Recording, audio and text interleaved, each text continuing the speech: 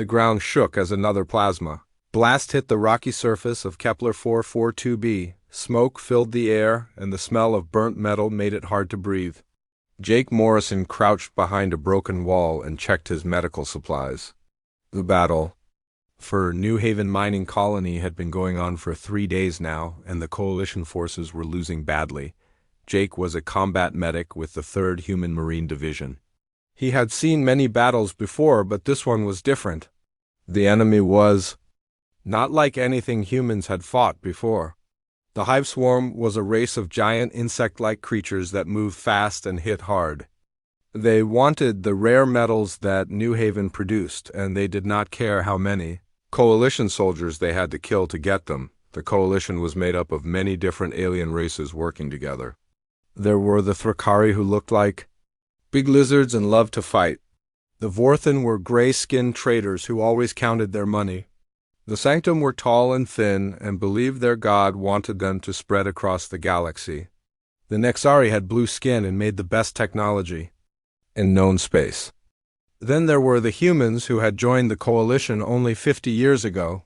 Jake heard the sound of heavy weapons fire coming from the east side of the colony. That was where the Thrakari warriors were fighting.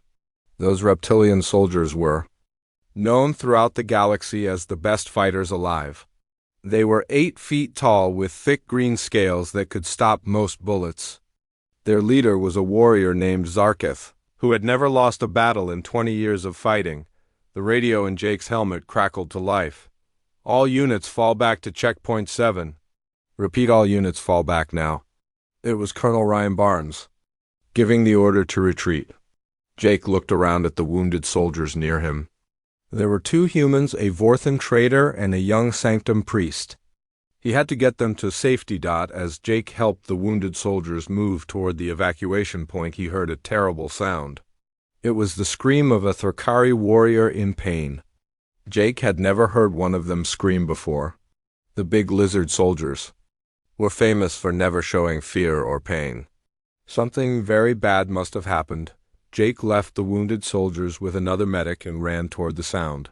He climbed over broken concrete and twisted metal until he could see what had happened.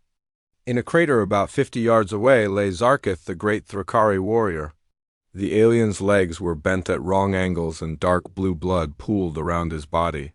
A hive plasma cannon had hit him directly. Around the crater Jake could see other Thrakari warriors, but they were not helping their fallen leader. Instead, they were backing away from him. One of them was speaking into a radio in their growling language. Jake could not understand the words, but he knew what was happening. The Thrakari were leaving Zarketh behind. Jake had learned about Thrakari culture during his training. They believed that a warrior who could not fight was better off dead. They would rather die in battle than live with a serious injury. To them, honor was more important than life itself. But Jake was human, and humans thought differently. More hive drones were coming from the south. Jake could see their black shiny bodies moving between the buildings. They looked like giant ants, but with sharp claws and acid that could melt through armor. In a few minutes they would reach the crater where Zarketh lay helpless. Jake looked at his watch. The evacuation ships would leave in 10 minutes. If he tried to save the alien warrior, he might not make it back in time. His own unit would think he was dead. But Jake could not watch anyone die. When he might be able to help them, he grabbed his medical bag and started running toward the crater. Behind him, he heard someone yelling his name. It was Corporal Steve Martinez from his squad. "Jake, what are you doing?" "We have to go now." But Jake did not stop running. The first hive drone reached the crater just as Jake slid down the rocky slope. The creature was 12 feet tall with 6 legs and mandibles that could cut through steel. Jake pulled out his rifle and shot the drone 3 times in the head. Green fluid sprayed everywhere as the creature fell backward. Jake reached Zarketh and knelt beside the alien warrior. The big reptilian soldier was still conscious, but his eyes showed pain like Jake had never seen before. Zarketh spoke in broken English. "Human, why do you come here?" "I'm finished. Let me die with honor." Jake checked Zarketh's injuries while more hive drones appeared at the edge of the crater. The alien's spine was damaged and both legs were broken badly. But he was still alive, and Jake thought he could keep him that way. "Nobody dies on my watch, big guy," Jake said as he pulled out a stim shot and injected it into Zarketh's arm. 2 more hive drones jumped into the crater. Jake shot one, but the other one got close enough to swipe at him with its claws. Jake rolled to the side, and the claws missed his head by inches. He threw a grenade, and the explosion knocked the drone backward into the crater wall. Jake grabbed Zarketh under the arms and started dragging him up the slope. The alien warrior was heavy, but the stim shot had made him able to help a little. More hive drones were coming, and Jake could hear the sound of Coalition ships starting their engines in the distance. "Why do you do this, human?" Zarketh asked as Jake pulled him behind a large rock. "Your people will think you are dead." Jake reloaded his rifle and looked back at the crater. At least 20 hive drones were climbing up toward them. "Because that's what humans do," he said. "We don't leave people behind." The evacuation ships were lifting off now. Jake could see them rising into the red sky of Kepler 442b. He had missed his ride home, but he still had a job to do. He had to get Zarketh to safety somehow, and he was not going to give up now. Jake dragged Zarketh through the ruins of New Haven for 2 hours before he found a working Coalition transport. The small hover vehicle was damaged but still running.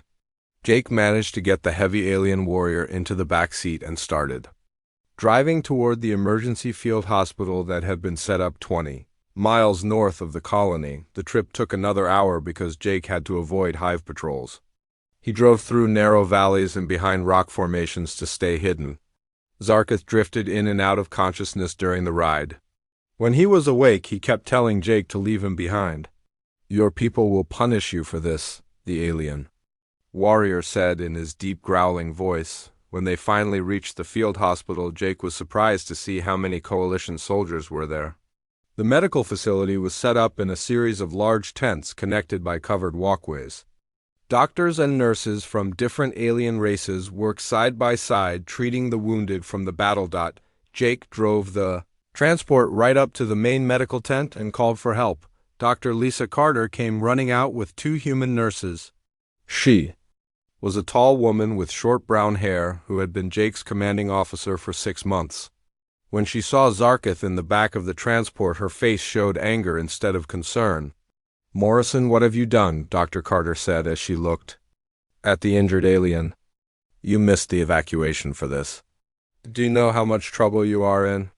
Jake helped the nurses get Zarketh onto a stretcher. The alien warrior was unconscious now, and his breathing was getting weaker. "He needs surgery right away," Jake said. "His spine is damaged, but I think we can save him." Dr. Carter shook her head. "We are not wasting medical supplies on him. The Thrakari delegation already sent word. They want him to die with honor rather than live as a cripple. We have orders not to treat him." Jake could not believe what he was hearing. "You are a doctor. You took an oath to help people who are hurt. How can you just let him die?" "He is not people, Morrison. He is an alien warrior who can never fight again.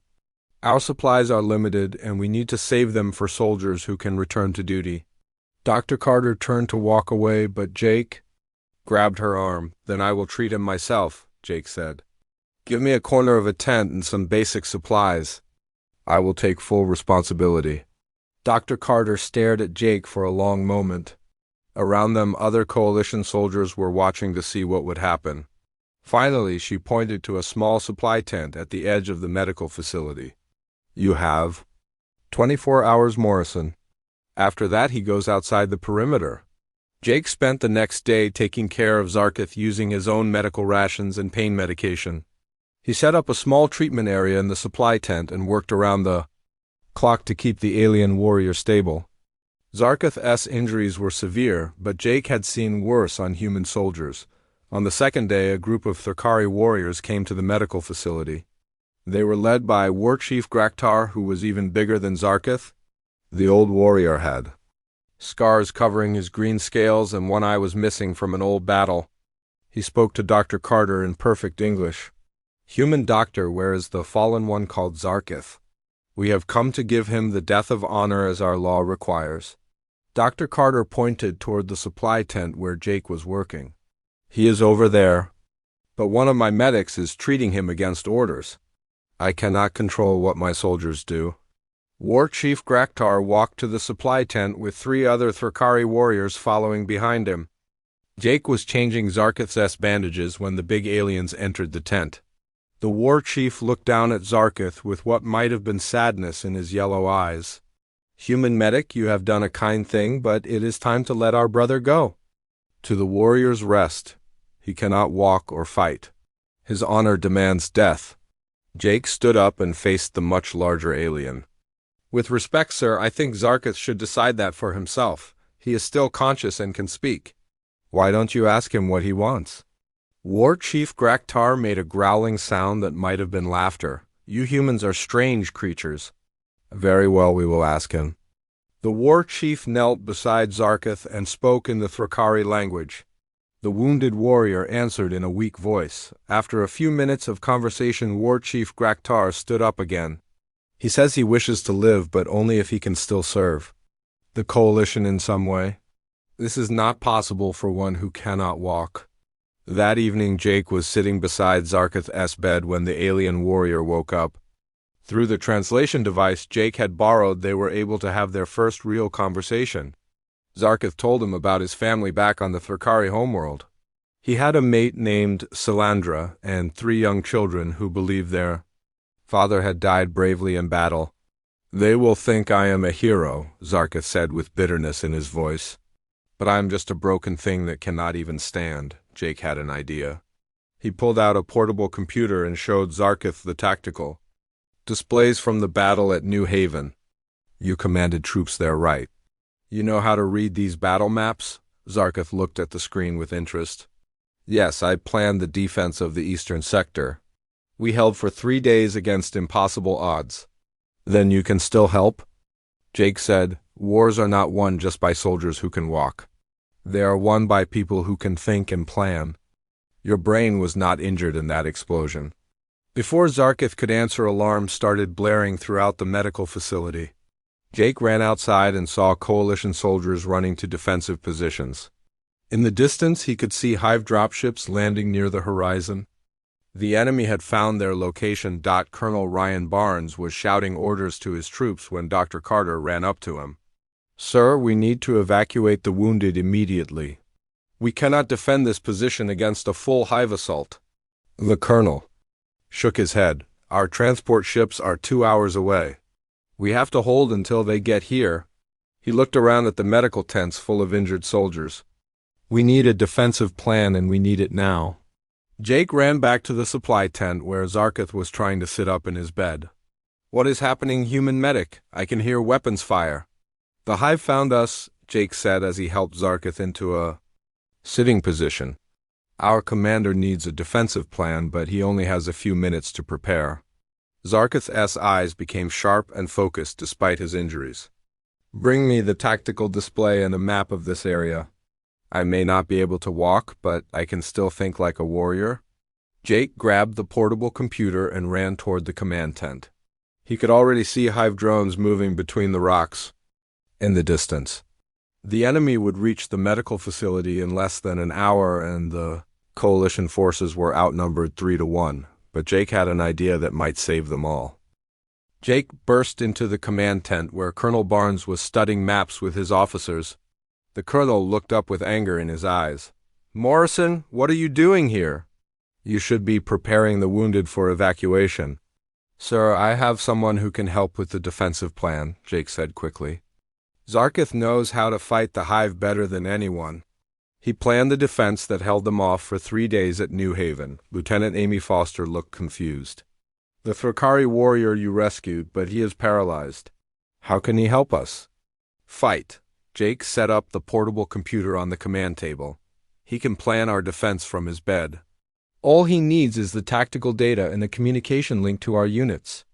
Colonel Barnes shook his head. Morrison, you are out of line. I am not taking military advice from an alien who cannot even stand up. Before Jake could answer, the computer screen lit up with an incoming transmission. Zarkith's face appeared on the display, speaking in his deep, growling voice. Human Colonel, I know you do not trust me, but your soldiers will die in the next hour if you do not listen. The colonel stared at the screen for a moment. Outside, they could hear the sound of hive weapons getting closer. You have 2 minutes. Alien, what do you propose? Zarkith began explaining his plan using the computer to show maps and troop positions. He wanted the coalition forces to fall back to 3 defensive positions instead of trying to hold one long line. The hive always attacked in waves, and they could be channeled into kill zones if the defenders positioned themselves correctly. The insects think like a hive mind, Zarkith explained. They do not adapt quickly to new situations. If we show them one defensive pattern and then switch to another, they will be confused for several minutes. Colonel Barnes looked at his officers. Captain Rick Morgan nodded slowly. It could work, sir. We are going to lose anyway if we try to fight them straight up. The colonel made his decision. Do it. All units fall back to the positions marked by our tactical advisor. For the next hour, Jake ran between the command tent and the supply tent where Zarkith coordinated the defense. The alien warrior watched the battle through drone cameras and radio reports. He gave orders through Jake, who relayed them to the human commanders. The first hive wave hit exactly as Zarkith predicted. The enemy drones charged toward what they thought was the main defensive line, only to find it abandoned. When they reached the empty positions, coalition soldiers opened fire from hidden bunkers on both sides. Dozens of hive drones fell in the crossfire. Second wave coming from the north, Zarkith announced through the radio. Tell your soldiers to let them get close, then fall back to position 2. Make the insects think they are winning. The plan worked perfectly. The hive drones thought they had broken through the coalition defenses and charged forward into another kill zone. By the time they realized what was happening, half their force was destroyed. After the battle was over, news of the victory spread quickly through the coalition ranks. Soldiers from different races came to the medical facility to see the paralyzed alien who had saved them. Some of them, like Corporal Steve Martinez and tech specialist Alex Park, seemed impressed, but others remained doubtful. Dr. Carter came to the supply tent that evening. She looked at Zarkith, who was resting after the long day of coordinating the defense. I owe you an apology, she said to both Jake and the alien warrior. You proved that strength comes in many forms. But the next morning brought bad news. Colonel Barnes called a meeting of all senior officers and medical staff. Intelligence reports show that the hive is massing for a final assault on all coalition positions in this sector. We have orders to evacuate to the fleet within 48 hours. Jake felt his stomach drop. What about Zarkith, sir? He cannot be moved safely yet. The Thrakari delegation has made their position clear, Morrison.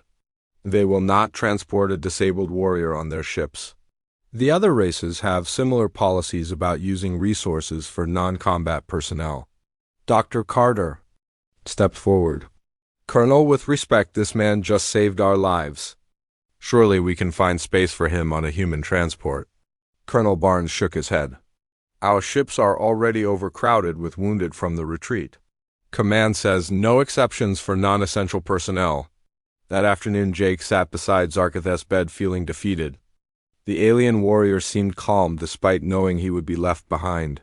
Do not feel sadness for me, human friend. I've lived longer than most warriors, and I helped win one last battle. That is enough. Jake could not accept that answer. He spent the rest of the day researching medical databases on his computer. There had to be some way to help Zarkith regain mobility. Human medicine had made great advances in treating spinal injuries in recent years. Late that evening, Jake found what he was looking for. Earth's latest experimental neural interface. Technology could potentially bypass damaged nerve pathways using artificial connections. The prosthetic systems were still being tested, but they had shown promising results with human patients. Jake showed the research to Alex Park, who was the best technology specialist in their unit. Alex studied the data for an hour before looking up with excitement in his eyes. This could work, Jake. The neural patterns in Thrakari brains are similar enough to human brains that the interface might be compatible. But there were problems. The surgery would be extremely dangerous, and they had no way to test the prosthetics on Thrakari physiology first. Even if the operation succeeded, Zarkith would never regain his original strength. The artificial limbs would be crude and painful compared to real legs. Jake brought the information to Zarkith the next morning. The alien warrior listened carefully as Jake explained how the neural prosthetics worked. When Jake finished talking, Zarkith was quiet for several minutes. "You would risk your career for this experiment, human friend. Why do you care so much about one broken alien?" Jake thought about his answer carefully. "Because every life has value? Human soldiers with similar injuries have gone on to live good lives and even return to duty in some cases. Why should you be different?" Zarkith made a sound that might have been laughter. "Your species is very strange. On my world, we believe that a warrior's worth comes from his ability to fight and kill enemies. But you seem to think worth comes from something else." "It comes from what you do to help others," Jake said. "Yesterday you saved hundreds of Coalition lives from your hospital bed. That makes you more valuable than any soldier who can walk." That afternoon, the Hive launched another probe attack against the medical facility. It was smaller than the previous assault, but still dangerous. Once again, Zarkith coordinated the defense from his bed while Jake relayed his orders to the fighting units. The Coalition forces drove off the attackers with minimal casualties. When the battle was over, several alien officers came to thank Zarkith personally. Even some of the Thrakari warriors seemed impressed, though they tried not to show it. War Chief Graktar visited that evening. He spoke with Zarkith in their own language for a long time. When they finished talking, the War Chief turned to Jake with a thoughtful expression. "Human medic, you have shown my people something we had forgotten. Perhaps there are different ways to serve with honor.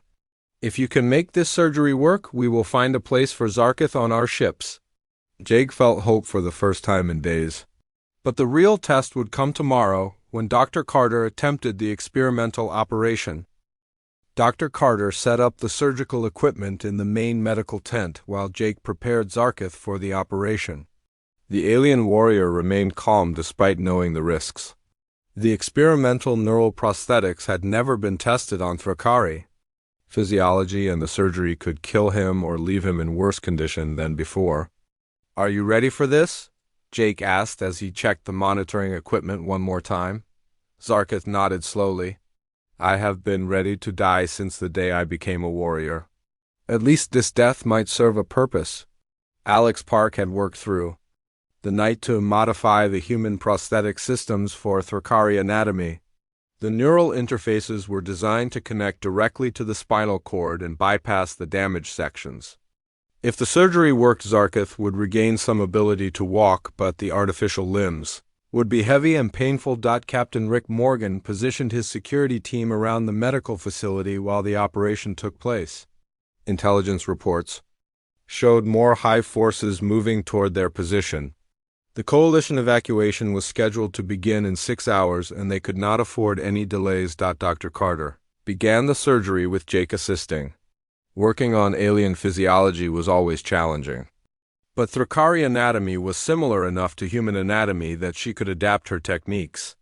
The most dangerous part was connecting the neural interfaces to Zarkith's spinal cord. Without causing further damage, 3 hours into the operation, alarms began sounding throughout the medical facility. Jake looked up from the surgical table to see Colonel Barnes entering the tent with an urgent expression on his face. "Doctor, we have a problem." Transport pilot Helen Cross was shot down while evacuating civilians from Sector 7. Her ship crashed in Hive-controlled territory with 20 wounded Coalition personnel on board. Dr. Carter did not look up from the surgery. "How long until rescue ships can reach them, Colonel?" "Command says the rescue mission is too dangerous. The crash site is 15 miles behind enemy lines and Hive forces are converging on the area. They have written off the transport crew and passengers." Jake felt anger building in his chest. "So we just abandon them? Leave 20 wounded soldiers to die because it is too risky to help them?" Colonel Barnes shook his head. "The math is simple. Morrison, we could lose 50 soldiers trying to save 20. Command will not authorize the mission." On the surgical table, Zarkith had been listening to the conversation despite being under local anesthesia. He spoke in a weak voice. Human Colonel, show me the location of this crash site. I may be able to help. You are having surgery, alien. This is not the time for tactical planning. But Colonel Barnes moved closer to look at Zarkith anyway. Jake pulled up a map on his portable computer and showed it to Zarkith. The alien warrior studied the terrain carefully despite the pain from the ongoing surgery. After several minutes, his eyes became focused and alert. There's a way to reach them, Zarkith said slowly. The old mining tunnels from the original colony run beneath that area. Most races would find them too narrow to use, but humans are smaller than other coalition species. Dr. Carter paused in her work. The tunnels were sealed decades ago. How do you know they still exist? I studied all available maps before the battle at New Haven. Good commanders always know the terrain they fight on. The main tunnel entrance is only 2 miles from here and connects to a network that reaches the crash site. Colonel Barnes looked skeptical. Even if the tunnels exist, how would a rescue team navigate them? The maps are probably outdated and the tunnels could be flooded or collapsed. Zarkith tried to sit up despite being in the middle of surgery. I can guide them.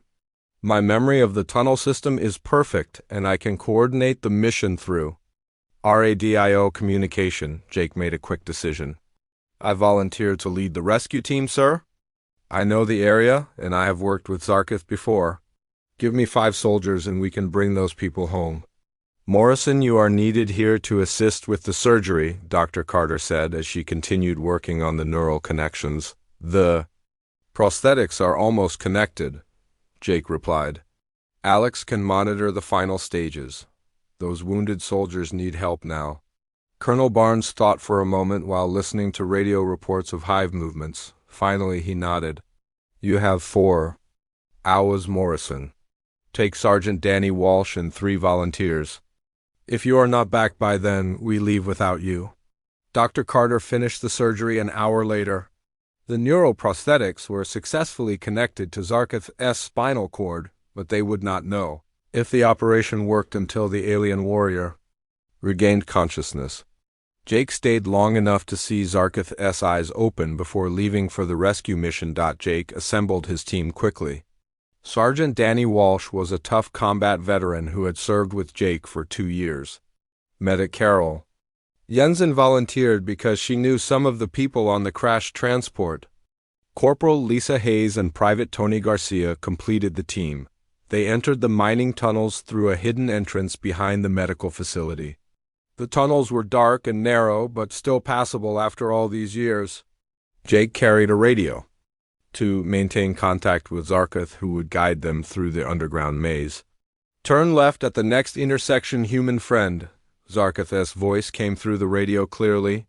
The tunnel will slope downward for half a mile, then level out again.